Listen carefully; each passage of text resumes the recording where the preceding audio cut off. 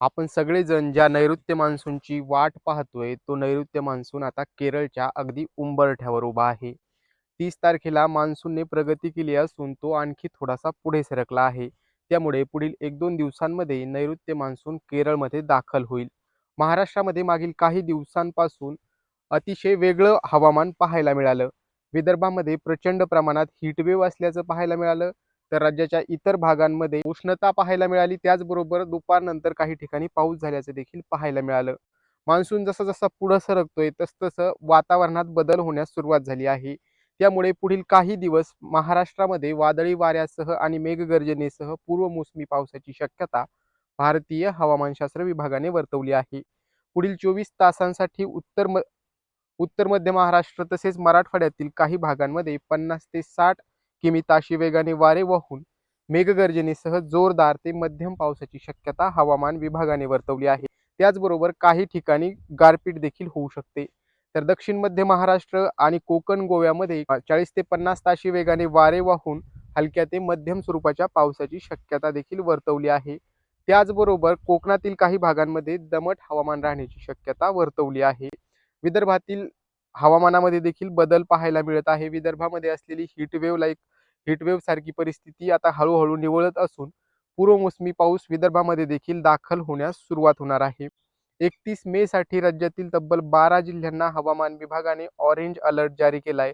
तर 18 जिल्ह्यांना हवामान विभागाने येलो अलर्ट जारी केलाय. नाशिक, जळगाव, धुळे, नंदुरबार त्याचबरोबर मराठवाड्यातील छत्रपती संभाजीनगर आणि जालना हे जिल्हे आहेत. त्याचबरोबर विदर्भातील बुलढाणा, अमरावती यासारखे काही जिल्हे आहेत ज्यांचा समावेश ऑरेंज अलर्ट असणाऱ्या जिल्ह्यांमध्ये करण्यात आला आहे. त्याचबरोबर मध्य महाराष्ट्र, कोकण आणि विदर्भातील अन्य काही जिल्ह्यांना येलो अलर्ट देण्यात आला आहे. जवळपास 18 जिल्हे आहेत ज्यांना येलो अलर्ट जारी करण्यात आलेला आहे. तर उर्वरित जे 5 ते 6 जिल्हे आहेत त्यामध्ये देखील तुरळक ठिकाणी हलक्या ते मध्यम पावसाची शक्यता वर्तवली आहे. पुढील 3 ते 4 दिवस अशाच पद्धतीनं वातावरण राहणार आहे. दुपारी काही प्रमाणात उन्हाचा चटका असू शकतो, मात्र त्यानंतर 3 ते 4 वाजेनंतर सोसाट्याच्या वाऱ्यासह हलक्या ते मध्यम तर काही ठिकाणी जोरदार पावसाची शक्यता विजांच्या कडकडाटासह आणि ढगांच्या गडगडाटासह होण्याची शक्यता आहे. मान्सून हा महाराष्ट्रामध्ये 4 ते 5 जूनला तळ कोकणामध्ये दाखल होऊ शकतो. 10 जूनपर्यंत तो पुणे मुंबईपर्यंत येऊ शकतो. तर 15 जूनपर्यंत संपूर्ण महाराष्ट्र व्यापू शकतो असं हवामान विभागाने सांगितलेलं आहे. यावर्षीच्या 4 महिन्यांच्या पावसाळ्यावर अल निनोचं सावट असल्याचं हवामान विभागाने आत्ताच स्पष्ट केलंय. पूर्वीचा जो 92% पावसाचा अंदाज होता त्यामध्ये आणखी 2% घट करून जो पाऊस आहे तो 90%च पडेल असा हवामान विभागाने अंदाज वर्तवलेला आहे. वेगवेगळ्या संस्था ज्या आहेत त्या कमी पावसाचा अंदाज वर्तवत आहेत. त्यामुळे शेतकऱ्यांनी आपल्या शेती पिकांचं नियोजन करताना देखील या बाबी ध्यानात घेणं गरजेचं आहे.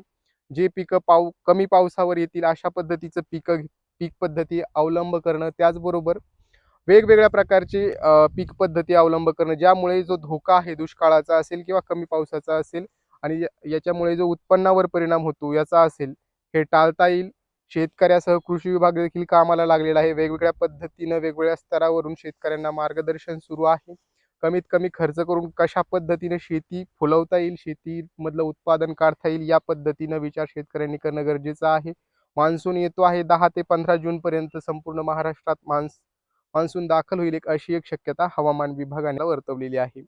असेच नवनवीन हवामानाविषयीचे अपडेट्स पाहण्यासाठी पाहत रहा दर्पणकार न्यूज.